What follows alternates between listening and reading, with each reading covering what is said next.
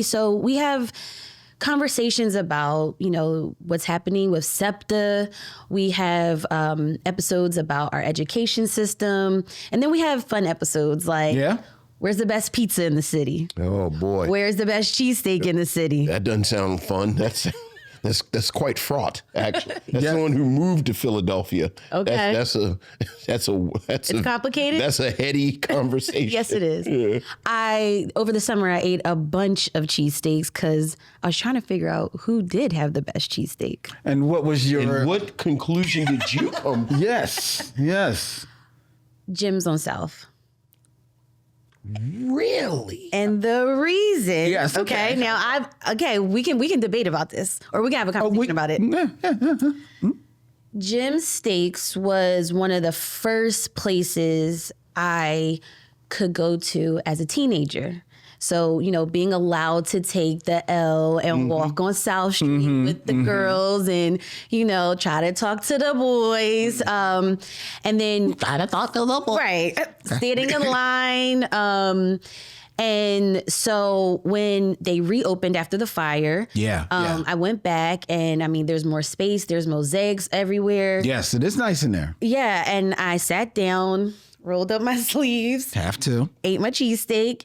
And it was like one of those Ratatouille moments when you get transported back into your childhood. Mm-hmm. Okay. And that's why I picked Jim's on South. The nostalgia. The nostalgia. And then I left Jim's, and as soon as I came out, I'm still chewing the last bit of the sandwich. I'm wiping my mouth.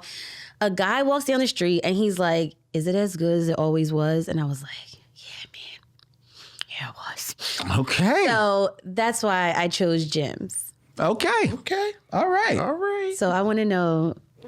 You're wrong, but I'm not going to be that aggressive and say you were wrong. Okay. I do have an observation that in your entire defense, not one time did you mention the taste of the cheesesteak. No, you did not.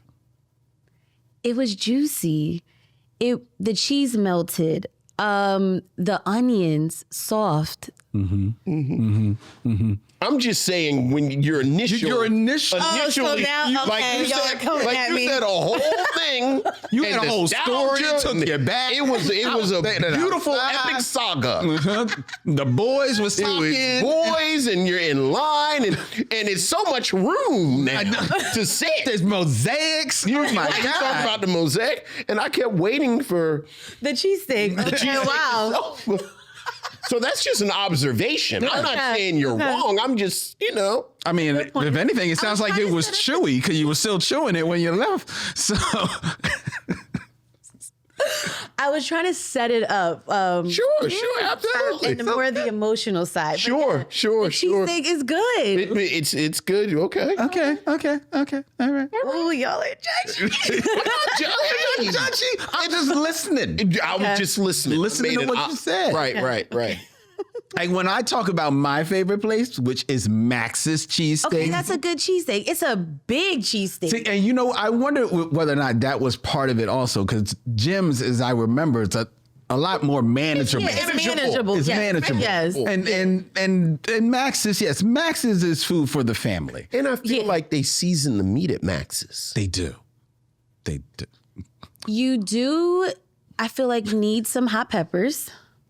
At Max's? At Max's, yeah. Interesting. Yeah. I don't like hot peppers, so maybe. Okay, yeah. Okay. I guess. But you got to be careful with their hot peppers because it could get hot.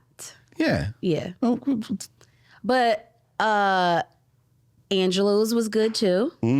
okay, Angelo's is a good cheesesteak. Yeah. Angelo's, Max's, I could not finish the sandwich. I only had half. At Max's, I had a half of a half. You're right, you're supposed to get a half. Like, don't do it like this guy. I was about to say, don't get no. One time I got full, and then I came, and he shamed me. Well, he set me up, though, because you sure you want a whole one? I'm like, I'm a grown man. Of course I want a whole one. Like, he had a lot of bass in his voice. Right. And I'm not from Philly, so, y'all always trying to try somebody.